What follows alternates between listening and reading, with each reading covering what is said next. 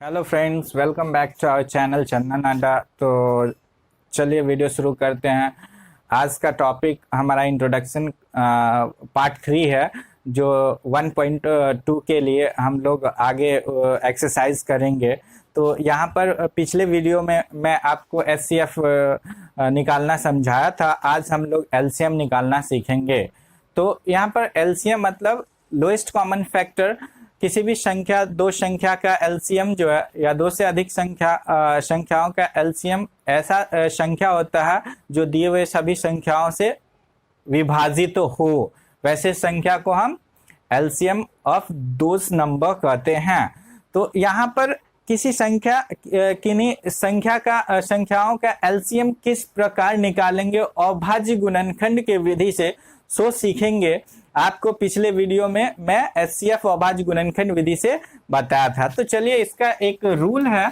किसी भी संख्या मतलब एक प्राकृत संख्या का अभाज्य गुणनखंड उसके गुणनखंडों के क्रम को छोड़ते हुए अद्वितीय होता है। यानी किसी भी प्राकृत संख्या को सबसे पहले उसका एचसीएफ निकालते हैं, उसका गुणनखंड निकालते हैं और फिर उसे इस रूप में व्यक्त करते हैं, तो हमारा एलसीएम प्राप्त होता। तो यानी एलसीएम निकालने का प्रोसेस क्या है, विधि क्या है? तो संख्याओं में संबद्ध प्रत्येक अभाज्य गुणनखंड की सबसे बड़ी घात का गुणनफल जो है वह क्या कहलाता है? एलसीएम कहलाता है। यानी उसमें एचसीएफ में हम लोग देखे थे, उभयनिष्ठ जो गुणनखंड है उसमें सबसे छोटी घात का गुणनफल एचसीएफ कहलाता है। और यहाँ पर एलसीएम जो है, यहाँ पर सबसे बड़ी घात का गुणनफल जो है वह एलसीएम कहलाएगा।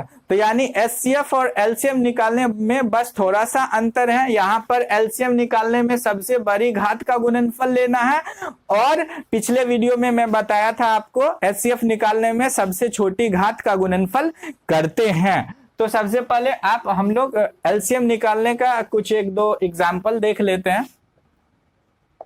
यहाँ पर मानिए 6 और 15 का एलसीएम निकालना हो तो क्या करेंगे? सबसे पहले यहाँ पर हम लोग 6 का गुणनखंड निकालते हैं। तो 2 से लगा 3 बार में, फिर 3 से 1 बार में। 15 का अभाज्य गुणनखंड निकालेंगे तो यहाँ 3 से 5 बार में, फिर 5 से 1 बार में।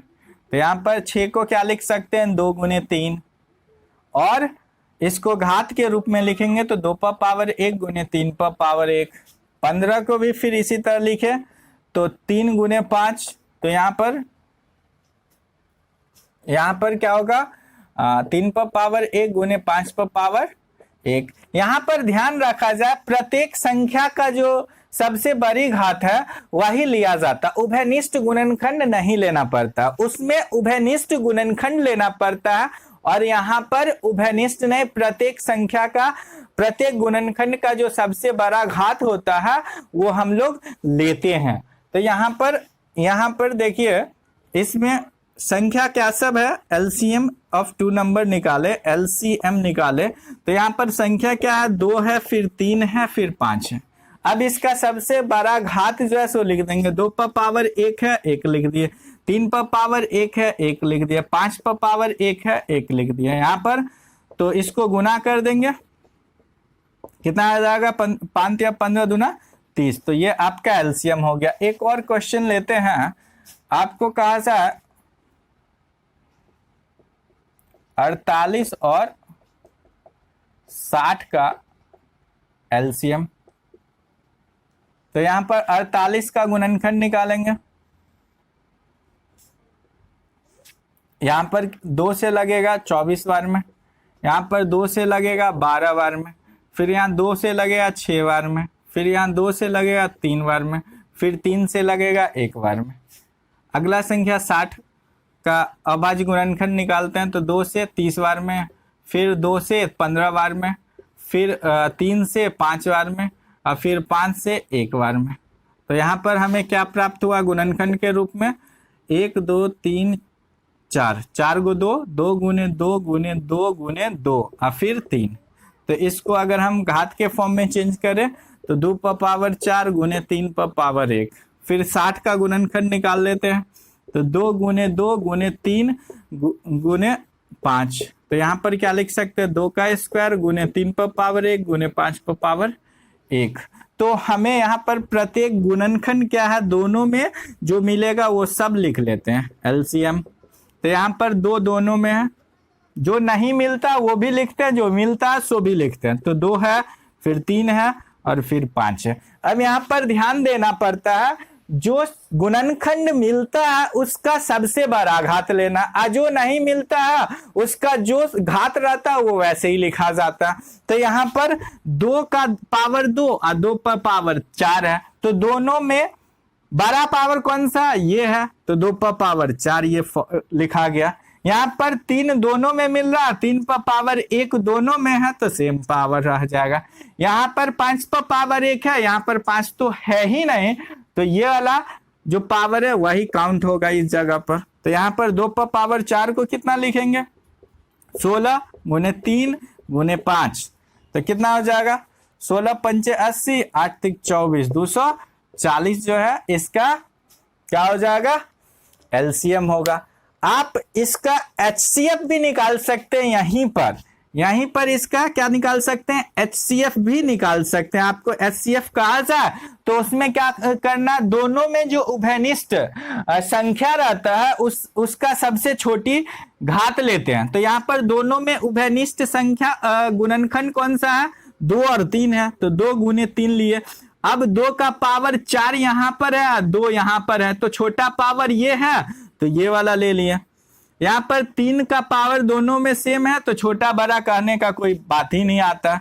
तो यहाँ पर 2 का स्क्वायर 4 गुने 3, 4 दिया 12, तो ये हमारा एचसीएफ हो गया। एलसीएम कहा जाए तो 240। तो इस प्रकार हम अभाज्य गुणनखंड विधि से एचसीएफ और एलसीएम निकालना सीख गए। अब इसको कहीं कहीं जांच करने को कहा जाता है, तो इसका संबंध क्या होता है, एचसीएफ एलसीएम और दो संख्या जो दिया रहता है उसमें क्या संबंध होता है। तो यहाँ पर आप देखेंगे किसी भी दो संख्या का गुणनफल, किसी भी दो संख्या का जब हम एचसीएफ और एलसीएम निकालते हैं तो उनके बीच जो संबंध होता है वह क्या होता है, दोनों संख्या का गुणनफल निकाल दीजिए और एचसीएफ एलसीएम का गुणनफल निकाल दीजिए, तो दोनों वो आपस में बराबर होंगे। यानी दो संख्या ए और बी का गुणनफल बराबर एचसीएफ ऑफ ए बी गुने एलसीएम ऑफ ए और बी। यानी दो संख्या का गुणनफल जो है वह एचसीएफ और एलसीएम के गुणनफल के बराबर होता है, यानी ये आपस में बराबर होता है। तो चलिए एक एग्जांपल लेते हुए हम समझते हैं। मानिए आपको 8 और 12 का के बीच संबंध ज्ञात करना होगा। 8 और 12 दो नंबर लेते हैं, तो इसका गुणनखंड निकालिए तो कितना से लगेगा, 2 से 4 बार में, फिर 2 से 2 बार में, फिर 2 से 1 बार में। यहाँ पर 12 का गुणनखंड निकालेंगे तो 2 से 6 बार में, फिर 2 से 3 बार में, फिर 3 से 1 बार में। तो यहाँ पर 8 का अभाज्य गुणनखंड जो है 2 गुने 2 गुने 2 आया, इसको लिख सकते हैं 2 पर पावर 3। यहाँ पर 12 का अभाज्य गुणनखंड क्या आया, 2 गुने 2 गुने 3, तो यहाँ पर 2 पर पावर 2 गुने 3 पर पावर 1 लिख सकते हैं। तो इसका आप एचसीएफ बताइए क्या होगा, एचसीएफ क्या होगा। तो आपको हम बताए थे दोनों में जो कॉमन उभयनिष्ठ गुणनखंड आता है उसका जो छोटी घात है वह एचसीएफ कहलाता है। तो यहाँ पर 2 है, 3 का तो है ही नहीं इधर उभयनिष्ठ, तो 3 तो लेंगे ना। तो यहाँ पर 2 पर छोटी घात क्या है, 2 है, तो 2 का स्क्वायर, 2 का स्क्वायर का आएगा 4 आएगा, तो इसका एचसीएफ 4 आ गया। एलसीएम निकालेंगे इसका, तो एलसीएम जो होता है प्रत्येक संख्या का सबसे बड़ी घात जो है वह उसका गुणनफल एचसीएफ कहलाता है। तो यहाँ पर 2 है और 3 है, 2 गुणनखंड जो है 2 और 3 है, तो 2 पर पावर सबसे बड़ी घात 3 है, तो यहाँ पर पावर 3। यहाँ पर एक ही गुणनखंड 3 है, तो इसका पावर 1 लिख दिया। तो 2 का क्यूब 8 गुने 3, तो 8 त्रिक 24 हो गया। अब आप इसको जांच सकते हैं, यहां पर जांच सकते हैं कि ए गुने बी जो है वह HCF गुने LCM के बराबर आता है कि नहीं। तो यहां पर दो संख्या क्या दिया था है 8 और 12, यानी 8 गुने 12 को गुना कर दीजिए। यहां पर HCF क्या है 4 गुने LCM कितना है 24 है, इसको गुना कर दीजिए, दोनों जगह क्या आएगा बराबर आएगा। 12 8 96, यहां पर 24 चौका 96, तो ये आपस में बराबर हो जाता है। इसीलिए हम कह सकते हैं ए गुने बी मतलब दो संख्याओं का गुणनफल बराबर HCF गुने LCM होता है, HCF गुने LCM होता है। तो इस तरह हम किसी भी संख्या दो दिए हुए संख्याओं का HCF और LCM जो है वह अभाज्य गुणनखंड के विधि से बना सकते हैं, और HCF LCM के बीच जो संबंध है वह संख्याओं के गुणनफल के बराबर जो है HCF और LCM के गुणनफल जो है उसके बराबर आता है। तो आई होप आपको यह वीडियो अच्छा लगा होगा। So please share and subscribe my channel. अगले वीडियो में हम एक्सरसाइज 1.2 करेंगे। So thank you.